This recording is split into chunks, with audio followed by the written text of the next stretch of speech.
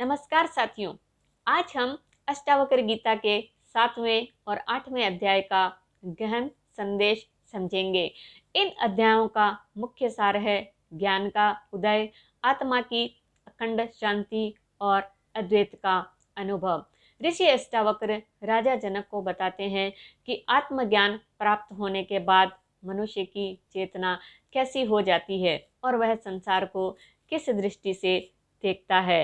इससे पहले एक निवेदन, अगर आपने चैनल को सब्सक्राइब नहीं किया है तो अभी कर लीजिए ताकि आने वाले सभी अध्यायों की वीडियो आप तक बिना विलंब के पहुंच सकें। तो शुरुआत करते हैं। अध्याय 7, ज्ञान और सहज समाधि।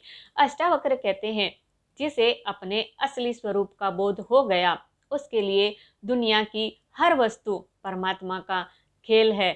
ऐसा ज्ञानी न त्याग करता है न स्वीकार, बस वह साक्षी है। वे जनक को समझाते हैं कि आत्मज्ञान प्राप्त होने के बाद साधक को कोई विशेष साधना की आवश्यकता नहीं रहती, क्योंकि सच्चा साधक समझ जाता है कि जिसे वह खोज रहा था वह पहले से ही उसका स्वरूप है। अष्टावक्र आगे कहते हैं, जैसे गगन में उड़ते बादल आकाश को बांध नहीं सकते, वैसे ही इच्छाएं और भय आत्मा को बांध नहीं सकते। ज्ञान के प्रकाश से अज्ञान का अंधेरा स्वतः मिट जाता है। व्यावहारिक संदेश क्या है, आइए समझते हैं। यह अध्याय हमें बताता है कि आत्मज्ञान कोई दूर की वस्तु नहीं है, यह हमारे भीतर छिपा हुआ सत्य है।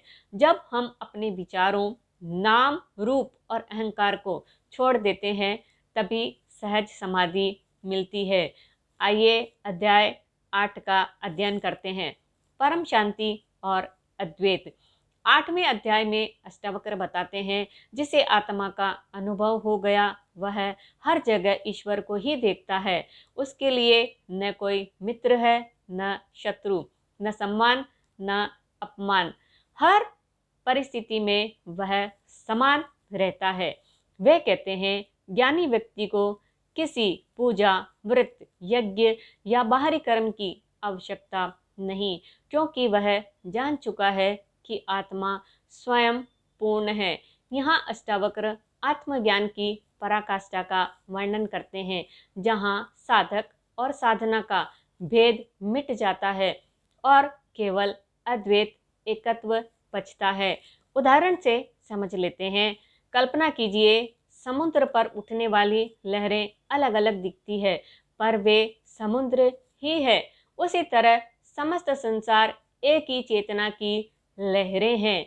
जब यह दृष्टि आती है तो द्वंद्व, सुख दुख, जीत हार, लाभ हानि सब समाप्त हो जाते हैं। दोनों अध्यायों का संयुक्त सार समझते हैं। अध्याय 7 और 8 हमें यह गहरा संदेश देते हैं। पहला, ज्ञान ही मुक्ति है। आत्मा पहले से मुक्त है, बस अज्ञान का पर्दा हटाना है। दूसरा, साक्षी भाव। हम केवल दर्शक हैं।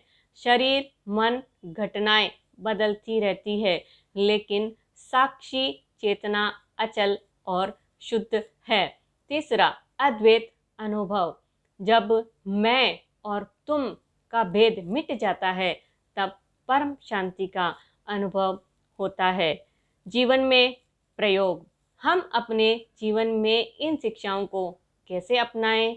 हर परिस्थिति में स्वयं को साक्षी माने, विचारों और भावनाओं को आते जाते देखें, उनमें उलझे नहीं। ध्यान और आत्मनिरीक्षण और मौन से अपनी असली पहचान को महसूस करें। याद रखें, मुक्ति कोई भविष्य की घटना नहीं, बल्कि अभी इसी क्षण में सच्चाई है।